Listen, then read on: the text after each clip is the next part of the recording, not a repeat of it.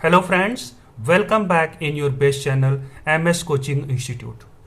Friends, basic concept of chemistry का जो series मैंने चालू किया हुआ है उसमें हम लोग अभी तक ये समझ चुके हैं कि किसी भी एलिमेंट के अंदर में जो एटम से मिलकर के बना होता है उस एटम के अगर हम स्ट्रक्चर को देखें तो सेंट्रल पॉइंट जो नेचर से पॉजिटिव होता है क्योंकि इसके अंदर में प्रोटॉन और न्यूट्रॉन होता है।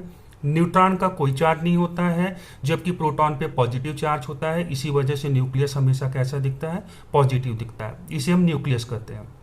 इसके चारों तरफ ये जो green colour, blue colour, pink colour आप देख रहे हैं, इनके चारों तरफ क्या होता है? सेल होता है और इन सेल के अंदर में इलेक्ट्रॉन न्यूक्लियस के चारों तरफ घूमता रहता है। ठीक है, ये हम लोगों ने अभी तक समझा था कि ये घूमता रहता है, लेकिन बात यहीं तक खत्म नहीं होती है।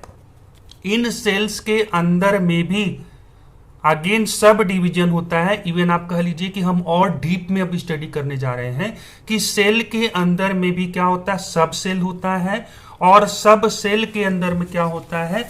ऑर्बिटल्स होते हैं और उन ऑर्बिटल्स में हमारा इलेक्ट्रॉन क्या होता रहता है? मूव करता रहता है। तो इसी वजह से आज मैंने टॉपिक सेलेक्ट किया हुआ है कि सेल्स, सब सेल्स और ऑर्बिटल्स ये क्या होते हैं, इनके बारे में हम थोड़ा सा बेसिक आइडिया जरूर ले लें। ठीक है दोस्तों, तो इसके लिए मैं आपको पार्ट नंबर 1 ये शुरू कर रहा हूं, सेल्स, सब सेल्स और ऑर्बिटल का। सबसे पहले सेल्स क्या होता है? जैसा कि यहां पर मैंने लिखा हुआ है, सेल्स को हम एनर्जी लेवल भी कहते हैं जिसे हम लोग स्मॉल एन से रिप्रेजेंट करते हैं। ठीक है दोस्तों, तो circular path in which electron revolves around the nucleus of an atom. किसी भी एटम के चारों तरफ वो सर्कुलर पाथ, और वो सर्कुलर पाथ कहां पर? Around the nucleus. ये न्यूक्लियस है, इसके चारों तरफ का वो सर्कुलर पाथ जहां पर क्या होता है? इलेक्ट्रॉन घूमता रहता है, दैट इज कॉल्ड सेल। इसी को हम क्या कहते हैं? सेल कहते हैं। और सेल को हम लोग किससे रिप्रेजेंट करते हैं? स्मॉल एन से रिप्रेजेंट करते हैं, जो कि मैंने यहां पर लिखा हुआ है, एन। अब अगर मैं सेल, अब एक सेल तो होता नहीं है, बहुत सारे सेल्स घूमते हैं अराउंड द न्यूक्लियस, तो उसमें न्यूक्लियस के पास में सबसे पहला जो सेल पड़ता है उसे हम लोग n इज इक्वल टू 1 कहते हैं, दैट मीन्स फर्स्ट सेल। ऐसे ही n इज इक्वल टू 2 लिख दें, इसका मतलब न्यूक्लियस के अराउंड में फर्स्ट सेल हो गया होगा, उसके बाद ये कौन सा सेल? Second cell. ऐसे ही n इज इक्वल टू 3 लिखा है, इसका मतलब थर्ड सेल, और n इज इक्वल टू 4 लिखा है तो ऐसे ही कौन सा सेल? Fourth cell. ऐसे चलता रहता है।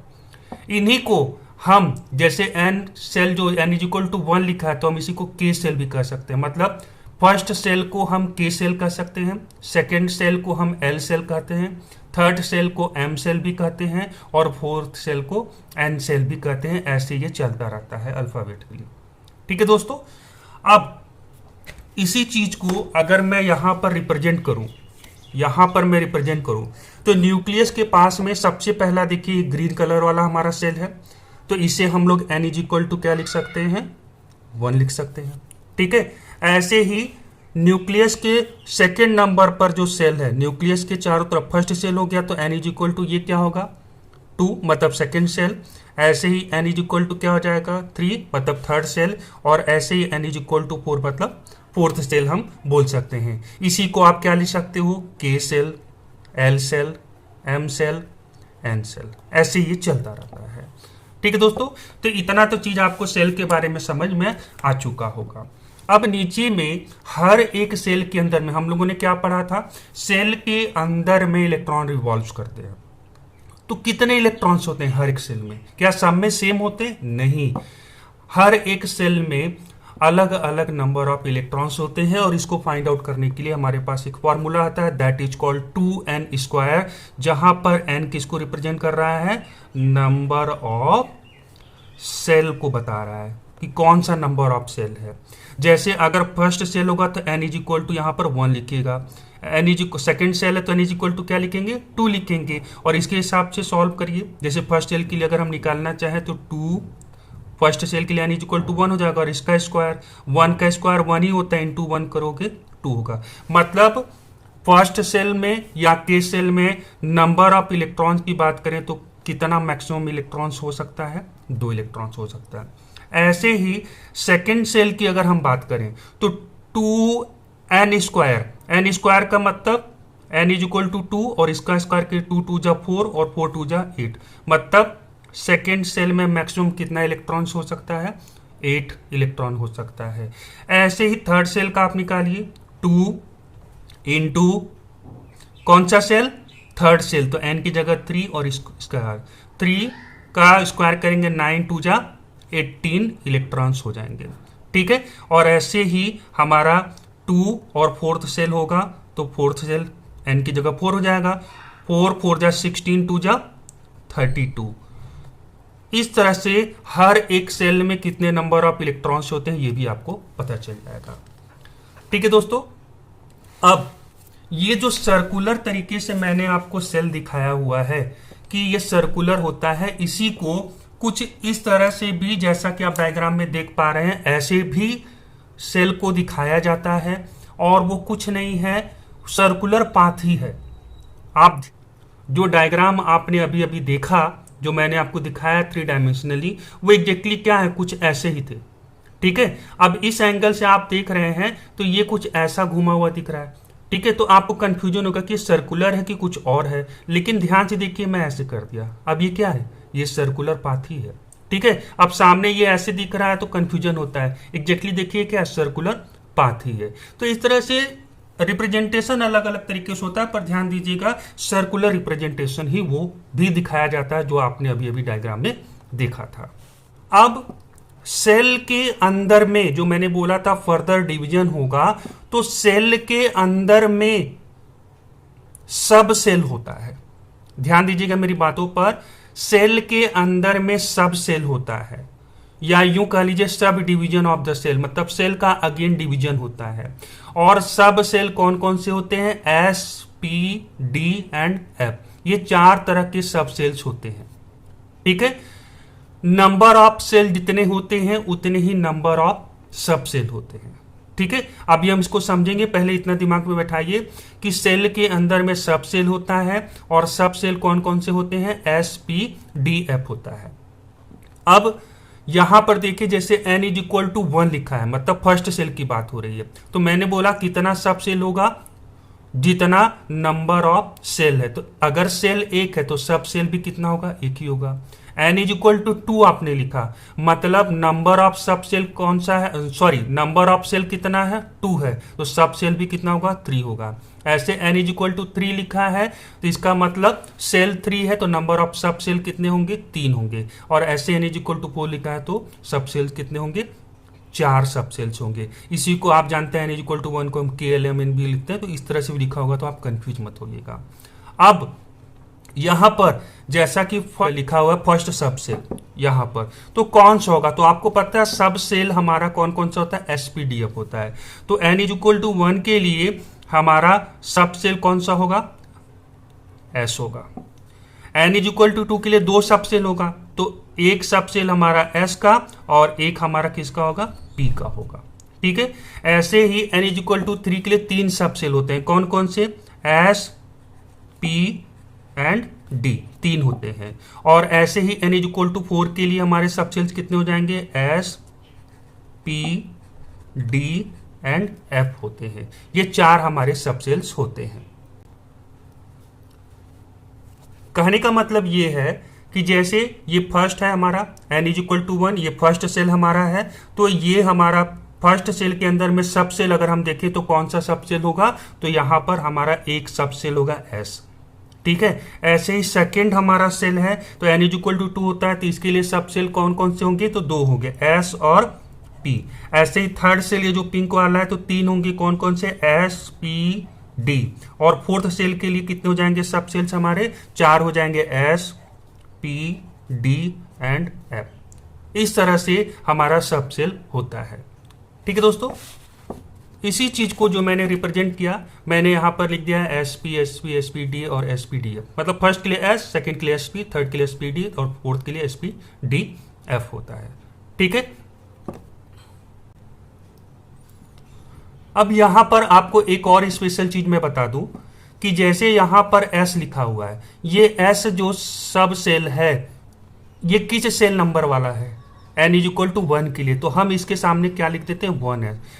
ठीक है, ऐसे ही ये जो एस पी लिखा हुआ किसके लिए है, n इज इक्वल टू 2 के लिए, तो यहां पर ये 2 दोनों में लिखा जाता है। मतलब सब सेल के सामने ये जो नंबर लिखा होता है ये आपको बताने में हेल्प करता है कि ये कौन सा सेल नंबर है। जैसे ये थर्ड सेल से बिलोंग करता है, इसीलिए इन तीनों के सामने आप क्या लिखेंगे 3 लिखेंगे, 3s 3p 3d। ऐसे ही ये फोर्थ सेल से बिलोंग करता है, इसीलिए इनके सामने आप लिखेंगे 4s 4p 4d 4f। मतलब ये नंबर जो होता है ये हमें बताने में बड़ा ही मददगार होता है कि ये कौन सी सेल से बिलोंग करता है। जैसे मान लीजिए मेरे पास लिखा हुआ है, सपोज दैट मैं लिखता हूं 2s।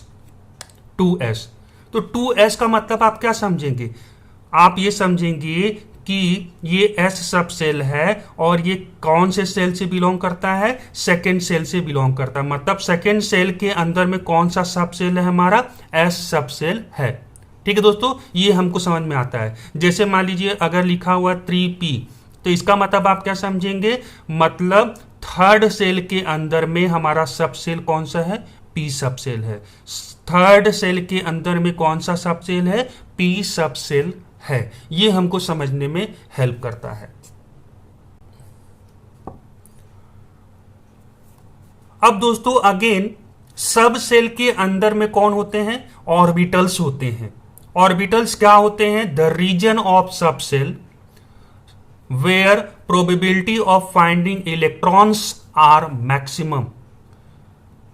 सब सेल के अंदर का वो एरिया, वो जगह, वो प्लेस जहां पर इलेक्ट्रॉन के पाए जाने की प्रोबेबिलिटी सबसे ज्यादा होती है, उसे हम क्या कहते हैं, ऑर्बिटल्स कहते हैं।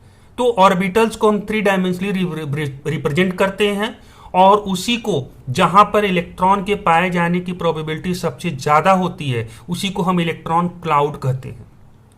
समझ में आ रहा है, उसे हम इलेक्ट्रॉन क्लाउड कहते हैं। तो ऑर्बिटल्स एग्जैक्टली वही 3 डायमेंशनली हमको रिप्रेजेंट करता है कि किसी भी पर्टिकुलर सब सेल के अंदर में कौन कौन से प्लेस हैं जहां पर आपको इलेक्ट्रॉन मिल सकता है। मतलब ओवरऑल आप ये समझिए, सेल होता है, सेल के अंदर में सब सेल, और सब सेल के अंदर में कौन होता है, ऑर्बिटल्स होते हैं, और उनके अंदर में हमारा इलेक्ट्रॉन्स क्या होता रहता है, ऑर्बिटल्स में हमारा मूवमेंट होता रहता है इलेक्ट्रॉन का।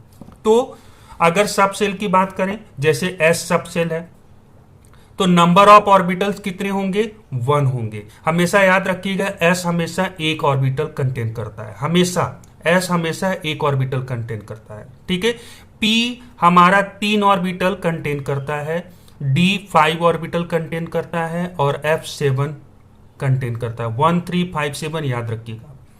अब यहां पर पी जो होता है 3 जो ऑर्बिटल कंटेन करता है उनको क्या कहते हैं, p x p y and p z.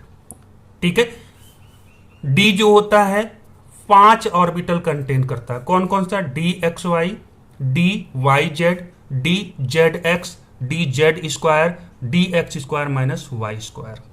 ठीक है, और एफ जो हमारा 7 ऑर्बिटल कंटेन करता है। फिलहाल आपको अभी ये समझने की जरूरत नहीं क्योंकि आप बेसिक चीज को समझ रहे हैं, इनका बहुत ही कॉम्प्लेक्स नेचर होता है, इसीलिए फिलहाल आप इसको ना पढ़ें, बस इतना जान के रखें कि नंबर ऑफ ऑर्बिटल्स कितने होते हैं। ठीक है, तो आपको नंबर ऑफ ऑर्बिटल्स ये भी समझ में आ चुका होगा। अब इसके आगे आप डिटेल में इनके बारे में पढ़ेंगे कि इनका शेप कैसा होता है। जैसे एस का स्फेरिकल आपने सुना होगा, अगर पी का डंबल होता है, डी का डबल डंबल होता है, तो ये सारी चीजों के बारे में हम लोग नेक्स्ट वीडियो में थोड़ा सा स्टडी करेंगे। बट यहां तक के लिए फिलहाल आपको ये समझ में आ चुका होगा कि बेसिक क्या होता है। तो ओवरऑल अगर मैं समराइज करूं एक डायग्राम के थ्रू, तो आप इस डायग्राम को देखें।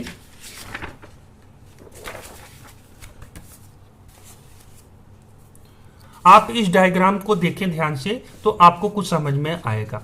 ये मान लीजिए ओवरऑल हमारा क्या है, सेल है। ये हमारा क्या ओवरऑल सेल है। तो सेल के अंदर में हमारा क्या होता है, सब सेल्स होते हैं। सब सेल्स यहां पर जैसे डायग्राम में मैंने एस और पी को दिखाया, क्योंकि मैंने यहां पर दो को दिखाया, बट आप ध्यान दीजिएगा सब सेल्स कौन कौन से होते हैं, S P D and F होते हैं। और इस सब सेल्स के अंदर में हमारा क्या होता है, ऑर्बिटल्स होते हैं, जिनके अंदर में इलेक्ट्रॉन्स क्या होते रहते हैं, इन ऑर्बिटल्स में मूव करता रहता है कंटिन्यूसली। ठीक है, तो एस स्फेरिकल होता है जो मैं अभी बात कर रहा था। पी में 3 ऑर्बिटल्स होते हैं। ठीक है, p x, p y, p z अलग अलग ओरिएंटेशन में घूमते हैं, इनके बारे में हम लोग बाद में पढ़ेंगे। डंबल शेप होता है, इन सब के बारे में हम बाद में पढ़ेंगे। बट आप एक तरह से ओवरऑल समराइज कर लीजिए कि ओवरऑल एक सेल होता है। सेल कहां पर, न्यूक्लियस के चारों तरफ। सेल के अंदर में फर्दर सब डिवीजन होता है और सब सेल्स होते हैं। सब सेल्स हमारे 4 होते हैं, एसपीडीएफ होते हैं। और इन सब सेल्स के अंदर में हमारा ऑर्बिटल्स होता है, एस में 1 ऑर्बिटल, पी में 3, डी में 5 और एफ में 7 ऑर्बिटल्स होते हैं। और उन्हीं ऑर्बिटल्स में इलेक्ट्रॉन्स के पाए जाने की प्रोबेबिलिटी मैक्सिमम होती है, मतलब उन्हीं रीजन्स में हमारा इलेक्ट्रॉन मैक्सिमम घूमता रहता है। जैसे पी है तो पी में हमारा p x, p y, p z मान लीजिए 3 है, तो इन्हीं रेंज में, इसी ओरिएंटेशन में हमारा इलेक्ट्रॉन न्यूक्लियस के चारों तरफ घूमता हुआ मैक्सिमम मिलने का कंडीशंस प्रोबेबिलिटी को शो करता है। सो आई होप सो कि आपको इतना तो समझ में आ चुका होगा कि सेल, सब सेल्स और ऑर्बिटल्स में बेसिक डिफरेंस क्या होता है, किसे कहते हैं।